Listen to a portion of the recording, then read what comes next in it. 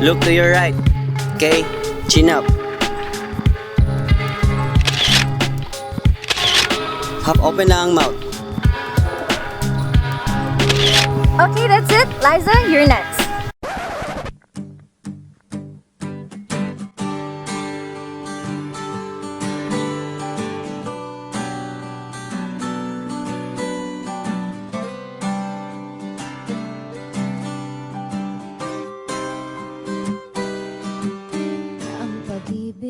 Dear Dr. Gugma, itago ko sa pangalang Kirk o kini ang akong suliran. Sama sa usa ka maniniyot, dili jud malikayan na magkagusto ka sa imong model. Sa mga niaging adlaw, hinay-hinay kong natagamtam na aduna ako'y gibati para niya. Unsa ba naman, sa tanang bahay na akong napicturan, siya ra gyud ang niswag sa akong dughan. Sige na siyang pakita og signs nga ganahan pud siya nako. Apan, like some love stories, na siya uyab. Busa nagasulat ako sa imo, Dr. Gugma. Bain ikaw usa ka bantog na mananambag.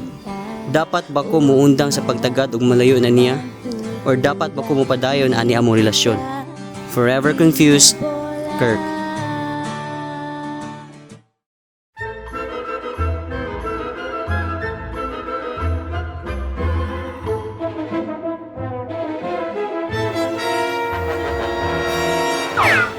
Una sa tanan, Kirk, girls are naturally sweet, busa do not assume unless otherwise stated. Ayaw pagdahom na naapod siya'y feelings para nimo kung di ka sigurado na naajud. Bas hindi inana lang siya sa tanan, in which case ayaw butging meaning tanan niyang gipangbuhat. Di ka dictionary. Ikaduha, empirical evidence suggests na capable kita na maganahan og duha ka tawo at the same time, busa wala pud nawala ang posibilidad na basin gusto jud kaniya.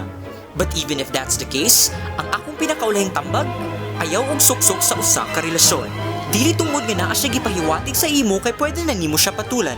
Kung gusto jud kaniya, hulati ang panahon na siya mismo makigbulag sa iyang uyab para nimo. In the meantime, pagbuhat og space between sweet as murag uyab og sweet as friends because at the end of the day, amigo ra ka, dili uyab. Hey, busy ka niya? Lagta. Daghan para ba og buhaton? Sorry.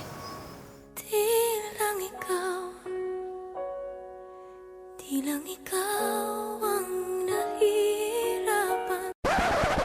Busa kung aduna ka mo'y suliran nga nagungong sa inyong unahunang waling patakan, labi na sa dugan, isulat og isend kini para pagatambagan iningambungan sa kasinatian ug hanas na sa gugma og relasyon.